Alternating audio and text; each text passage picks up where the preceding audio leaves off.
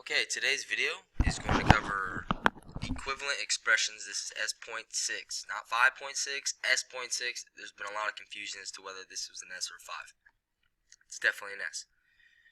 Goal today will be to determine if two expressions are equivalent to each other using algebraic properties or strategies. And we've got really only one key term, and it's what equivalent is. So expressions are equivalent if they are of equal value. So an expression is either number or variable, right? So a couple examples of expressions that are equivalent.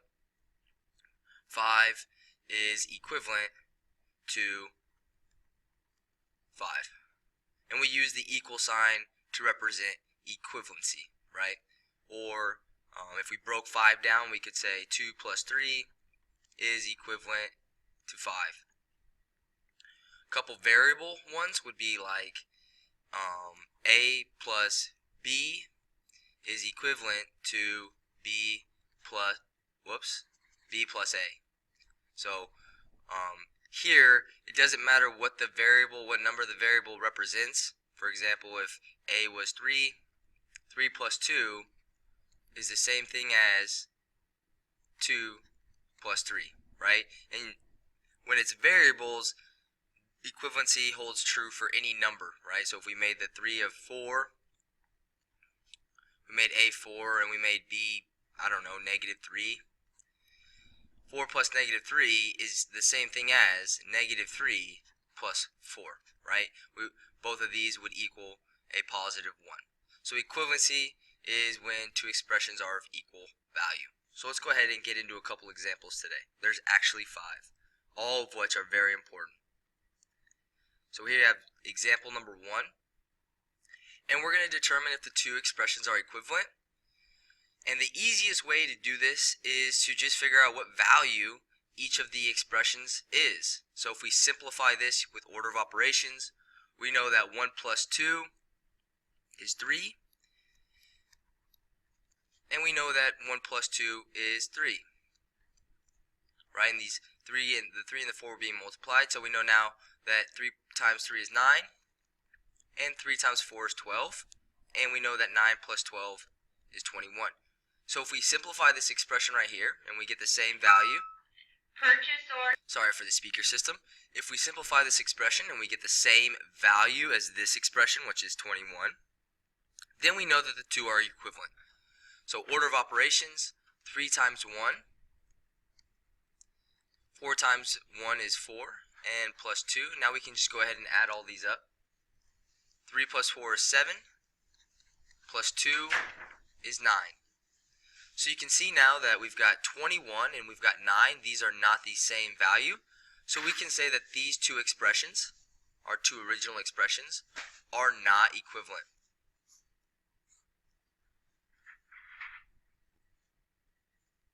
Example number 2. Okay, so we've got 1 plus 2 times 3 plus 4, and we've got 1 times 3 plus 2 times 3 plus 1 times 4 plus 2 times 4. So let's go ahead and figure out the left one first. So 1 plus 2 we know is 3. And we know that when there's no sign between them, they're being multiplied. So when we simplify this parentheses, we get 7. And 3 times 7 is 21. So when we simplify this expression, what we get is 21. When we simplify the right expression, we get 3 times 1 is 3. 2 times 3 is 6. 1 times 4 is 4. 2 times 4 is 8. Now we can go ahead and just add them up. 3 plus 6 is 9. Plus 4 is 13. Plus 8 is 21. 21. So you can see, as we simplified each expression, the value that we got in the end was 21. So we can say that these two are equivalent. Example number 3. Now you can see we've got variables. So this is really, really important now that we have variables to come up with a strategy for figuring out whether or not the expressions are equivalent. So one way that we can do it is we can take each variable and we can assign a number to it. So we can say, okay, let's make p equal 1, let's make s equal 2, let's make k equal 3, let's make j equal 4. And now what we can do is we can take these numbers that we've assigned to the variables and we can substitute them in for the variables for each expression and then simplify each expression to see if they're equivalent or not. So this is one strategy that I'm going to show you right now. So p is 1, s is 2, k is 3, and j is 4. Now you don't have to use the same exact numbers as me, you just have to make sure that when you use the numbers for the first expression, that you use those same exact numbers for the variable in the second expression. So we made p1, we made s2, we made k3, and we made j4. So let's go ahead and simplify the expression on the left. 1 plus 2 is 3. 3 plus 4 is 7. 3 times 7 is 21. So you're already thinking, wow, this was just very similar to the previous example. And it really was. The previous example we had numbers, and in this example we had letters, but then we converted them to numbers by assigning them a value. So let's see what we get on the right. 1 plus 2 is 3. 1 plus 2 is 3. 3 times 3 is 9. 3 times 4 is 12. 9 plus 12 is 21. So you can see that when we assign them values and simplify, we get the same number for each expression, so we know that they are equivalent. Now there is an alternative way of recognizing that these two expressions are equivalent, and I'll go ahead and show you that method right now. So if you look at the first expression, you have p being added to s, you have k being added to j, and then the two little quantities in parentheses are being multiplied.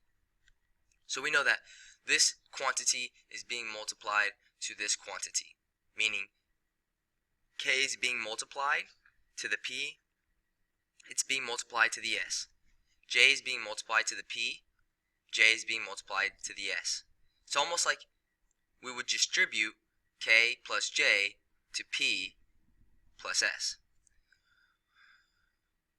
So if you think about it that way, and you think, okay, k is being multiplied to the p, and it's being multiplied to the s, because when you multiply to the things that you're supposed to multiply to, which that doesn't make a whole lot of sense. And we've got j, which is being multiplied to p, and j, which is being multiplied to s. Well, what's happening in this expression over here? We've got k, which is being multiplied to p, and k, which is being multiplied to s, just like it was on the left. And we've got j, which is being multiplied to p, and j, which is being multiplied to s, and then k and j are being added. See how k is being added to j? So these two expressions are equivalent because of the distributive property. For some of us, it's a little bit more difficult to recognize that. For some of us, it's a little easier. So choose the method that you think fits you best. We've got two more examples. Example number 4. So I'm going to use the strategy where I assign values to the variables. So I'm going to make m equal 1. I'm going to make e equal 2. I'm going to make z equal 3. I'm going to make y equal 4. It's important that when you assign these numbers, you never assign a variable 0.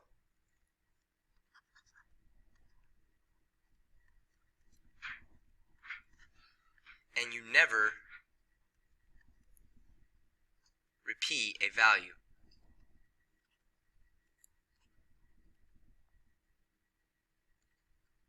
for multiple variables.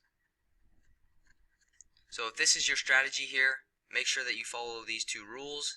Never use 0, never use a multiple value, never use the same value or multiple variables. So if I make m1, then I cannot make e equal 1. Okay, I cannot do that. So let's go ahead and figure out what this is. So we've got 1 times 2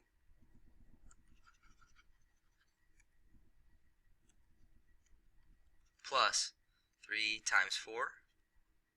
1 times 2 is 2, plus 3 times 4 is 12, 2 plus 12 is 14. And over here, we've got 1 plus 3, 2 plus 4.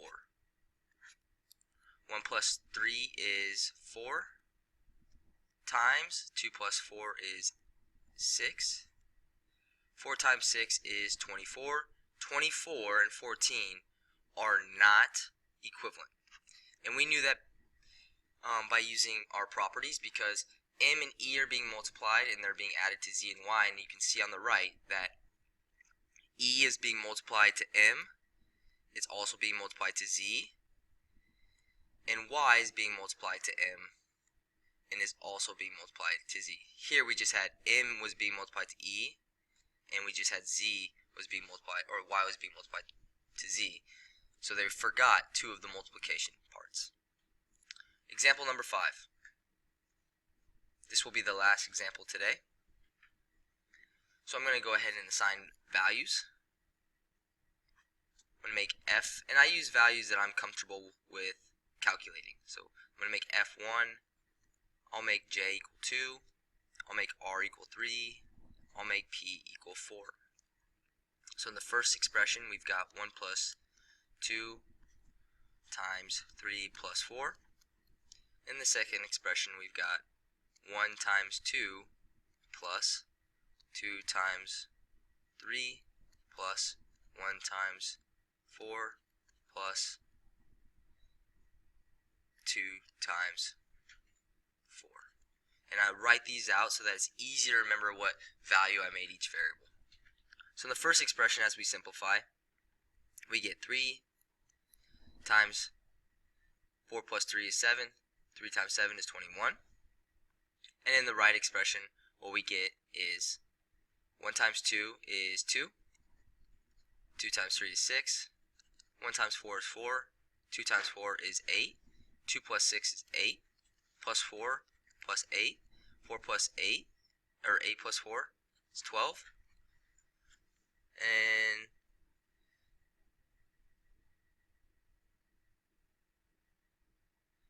12 plus 8 is 20.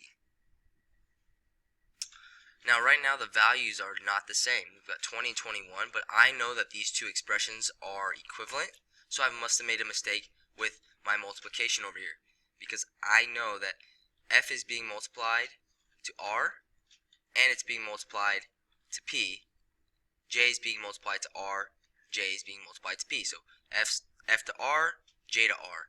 F to p, J to p. So these two are equivalent. So why are we not getting the same number? As I go back and look to see if I put them in the right place, I've got 1, 2, that was right. No, that was wrong. F was 1, and R was 3. So this should have been a 3 right here. So that makes this a 3. We've got J is 2, R is 3, we've got F is 1, P, good. So the rest is right. So now this changes my 8 to a 9, and it changes 9 plus 4 to 13, and 13 plus 8 is 21. Good luck on the homework.